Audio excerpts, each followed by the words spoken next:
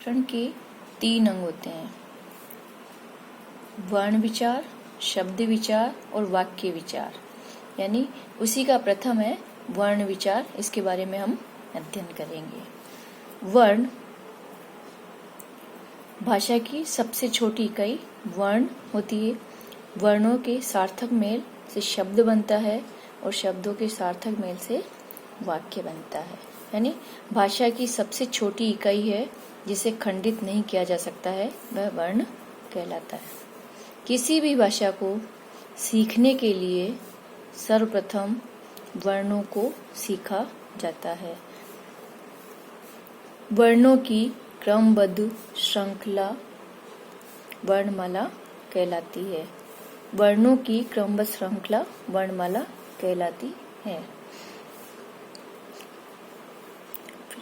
हिंदी में वर्ण 2 प्रकार के होते हैं, स्वर वर्ण और व्यंजन वर्ण।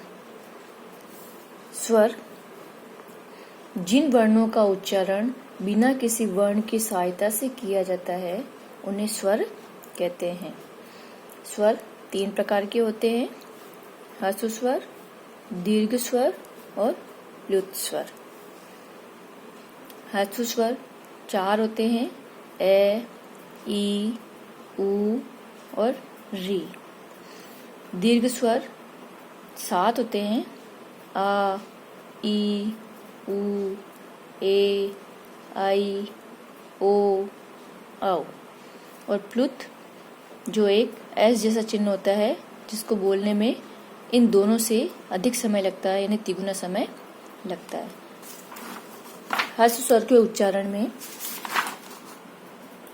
जिन स्वरों को बोलने में कम समय लगता है वे ह्रस्व स्वर कहलाते हैं।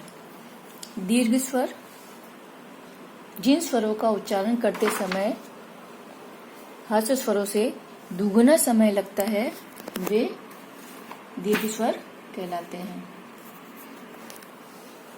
प्लुत जिन स्वरों के उच्चारण में ह्रस्व और दीर्घ से तिगुना समय लगता है उन्हें प्लुत स्वर कहते हैं। इसका चिन्ह एस जैसे होता है, जैसे ओम।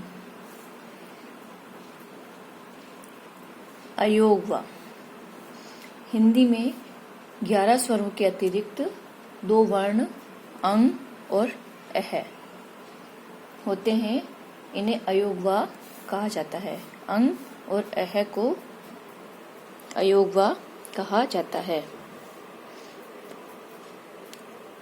ये स्वर नहीं होते परंतु इनकी भी स्वरों की तरह मात्राएं होती है। जैसे अंग एक बिंदु जैसा होता है, इसे अनुस्वार कहा जाता है, और विसर्ग में किसी भी वर्ण के पीछे 2 बिंदु जैसे लगा दिए जाते हैं, ये विसर्ग कहलाते हैं।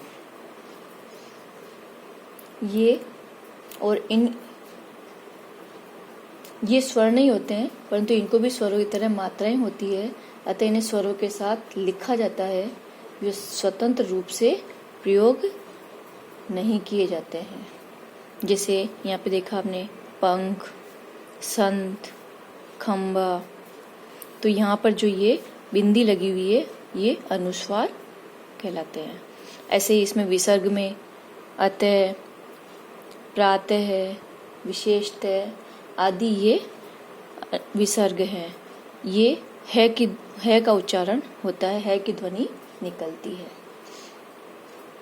फिर है अनुनासिक।